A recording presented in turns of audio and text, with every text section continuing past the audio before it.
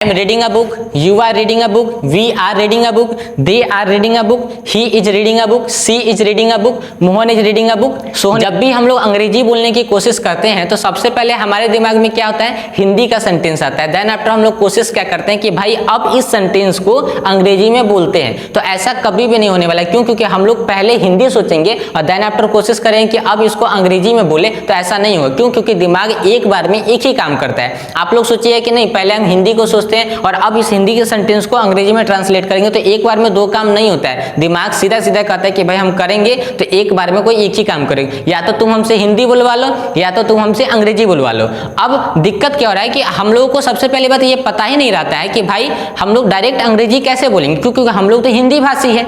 आप जहां से भी अगर इंडिया के अंदर में हमारे वीडियो को देख रहे हैं, तो आप जहां से भी है तो सबसे पहले आपकी जो मदर टंग है, ठीक है, हिंदी, और उसके बाद आपका जो एक लोकल लैंग्वेज होगा वहां का, वो आपके दिमाग में सबसे पहले आता है। और हम लोग क्या करते हैं कि उस भाषा को सबसे पहले सोचते हैं और फिर उसके बाद कोशिश क्या करते हैं कि अब उस भाषा को हम लोग क्या करेंगे कि इंग्लिश में बोलने की कोशिश करते हैं। तो एक बार में दो काम नहीं होगा। तो अब इसके लिए हम लोग क्या कर सकते हैं कि भाई सीधा हमारे दिमाग में अंग्रेजी का ही थॉट्स है और उसके हिसाब से क्या कहते हैं कि और अंग्रेजी एक भाषा है, इसको सीखा जा सकता है। जिस तरीके से आप लोग जहां पे भी हैं वो आपकी लोकल भाषा है, तो उसको सीखने के लिए आपने क्या किया, थोड़ा सा दिमाग लगाने की कोशिश करिए। आपने क्या किया कि उस भाषा को अक्वायर किया, उसके हिसाब से आपका बॉडी तैयार हुआ, उसके हिसाब से आपका माइंडसेट तैयार हुआ, आपने बहुत चीजों को ऑब्जर्वेशन किया, ठीक है। तो आज मैं आपको एक ऐसी टेक्निक बताने वाला हूं कि भाई अब आप अंग्रेजी बोलेंगे और बिना हिंदी सोचे हुए और बिना अपनी लोकल लैंग्वेज को सोचे हुए आप डायरेक्ट अंग्रेजी बोलेंगे। इसके लिए सिर्फ सिंपल सी बात करनी है हमको, क्या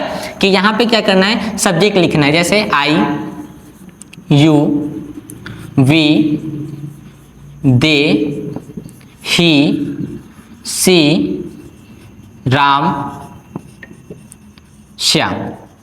ये देखिएगा 1 2 3 4 5 6 7 8। अब यहाँ पे 8 हो गए ना। अब हमको यहाँ पे कुछ नहीं करना है। अब इनके साथ में हम कोई भी सेंटेंस को जोड़ सकते हैं, ठीक है। तो अब हम यहाँ पे क्या बोलेंगे, सो समझिए। एक सेकंड। अब हमने यहाँ पे क्या बोला, ठीक है।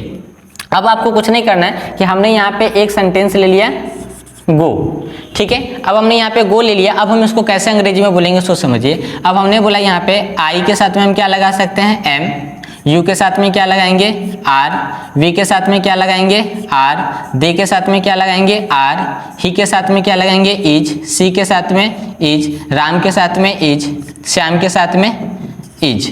अब यहाँ पे क्या है कि इन सभी को लिख लिया। अब यहाँ पे एक काम करेंगे, यहाँ पे बोलेंगे गोइंग, ठीक है। क्या बोलेंगे, गोइंग। अब यहाँ पे देखिए, अब थोड़ा सा हमको ध्यान से समझिएगा और हम यहाँ पे हिंदी नहीं बोलेंगे। हम यहाँ पे गोइंग के जगह पे कुछ भी लिख सकते हैं, ठीक है। जैसे आपने बोला टेक टी, तो टेक टी मतलब होता है चाय पीना, तो टेक का चौथा फॉर्म क्या होगा, टेकिंग, ठीक है। टेकिंग हो गया। अब हम यहाँ पे क्या लिखेंगे, टेकिंग टी, ठीक। आप कोई भी सेंटेंस बोल सकते हैं और बहुत ही आसानी से बोल सकते हैं। आप समझने की कोशिश करिए कि अब हमको अंग्रेजी बोलने के लिए सबसे पहले क्या करना पड़ेगा कि हमारी बॉडी लैंग्वेज को इस हिसाब से ढालना पड़ेगा। तो अब हम क्या बोलेंगे सो समझिए। हमने बोला I am going, you are going, we are going, they are going, he is going, she is going, Ram is going, Shyam is going. अब देखिए हम इसको कैसे बोलेंगे बिना देखे हुए। I am going, you are going, we are going, they are going, he is going, she is going, Mohan is going, Sohan is going. आप यहाँ पे कोई भी नाम बोल सकते हैं, ठीक है। अब हमने यहाँ पे बोला टेकिंग टी, तो अब हम बोलेंगे I am taking tea, you are taking tea, we are taking tea, they are taking tea, he is taking tea, she is taking tea, Mohan is taking tea, Sohan is taking tea. अब यहाँ पे देखिए हमने बोला आई, तो आई के में क्या हुआ, हाथ मेरे तरफ गया। हमने बोला यू, तो यू मतलब आप सामने वाले को यू बोलते हैं, तो यू यहाँ पे गया। आप सामने वाले को और मुझे दोनों को जब मिलाएंगे तो वी बन जाएगा, तो वी आर, ठीक है। अब हम लोगों को छोड़ के जो साइड में कुछ लोग होते हैं तो उनको बोलेंगे दे आर। अब यहाँ पे बोलेंगे he is, she is, Mohan is, Sohan is. एक बार हमारे साथ में आप सभी लोग प्रैक्टिस करेंगे, ठीक है। ध्यान से समझिए और अब थोड़ा सा मोबाइल से दूर हो जाइए और समझिए कि हम कैसे बोल रहे हैं। अब यहाँ पे हम टेकिंग टी को छोड़ते हैं, कोई दूसरा एक्शन लेते हैं, ठीक है। जैसे हमने बोला कि हम पढ़ा रहे हैं आपको, ठीक है, ठीक है। आई एम टीचिंग इंग्लिश, ठीक है। तो I am teaching English, you are teaching English, we are teaching English, they are teaching English, he is teaching English, she is teaching English, Mohan is teaching English, Sohan is teaching English. हम English बोल रहे हैं, ठीक है।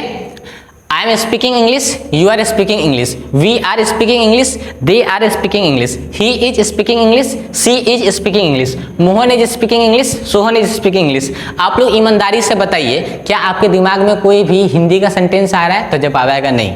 इसी तरीके से आप अंग्रेजी बोलने की प्रैक्टिस कर सकते हैं। पहला, रिटेन को मजबूत करना है और देन आफ्टर बिना हिंदी का सेंटेंस सोचे समझे अंग्रेजी बोलने की प्रैक्टिस करनी है। और याद रखिए, अगर इस नियम को, ये जो टेक्निक अभी मैंने आपको बताई है, अगर इसको आपने ज़्यादा नहीं 10 से 15 दिन अगर फॉलो कर लिया ना, तो आपके अंदर से अंग्रेजी ऑटोमेटिक निकलेगी बिना हिंदी सोचे हुए। दिमाग एक बार में एक ही काम करता है, समझने की कोशिश करिए मेरे दोस्तों।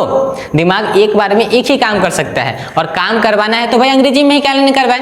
और देखिए, सबसे पहले क्या है कि अंग्रेजी बोलने के लिए हमको अंग्रेजी भाषा को अक्वायर करना होगा। अक्वायर करने के लिए क्या है कि हम जब अंग्रेजी बोले तो जैसे हम हिंदी बोलते हैं, जब गुस्सा होता है तो गुस्सा की तरह बॉडी बिहेव काम करता है, फेस एक्सप्रेशन बनता है, खुश रहता है तो उस तरीके से एक्सप्रेशन काम करते हैं। क्यों? क्योंकि हमने भाषा को एक्वायर कर लिया है। इसी तरीके से जब हम अंग्रेजी बोलने की प्रैक्टिस करेंगे तो ये क्या है, हमारी बॉडी उस तरीके से काम कर रही है। आप जब कुछ दिन प्रैक्टिस करेंगे तो ऑटोमेटिक आपका हाथ, ये मुंह, सब कुछ ऑटोमेटिक काम करना शुरू कर देगा। क्यों? क्योंकि आपने उस भाषा को एक्वायर करना शुरू कर दिया है। ठीक है, अब समझिए, आपने बोला आई एम, यू आर, और देखिए एक ये बेसिक सब्जेक्ट, ये क्या है, बेसिक सब्जेक्ट है। और आपने एक ही, आप यहाँ पे आप कोई भी एक्शन लगा दीजिए ना। आपने बोला क्या चीज, चलिए आपने बोला रीड, ठीक है, अब रीड में आईएनजी लगा दीजिए।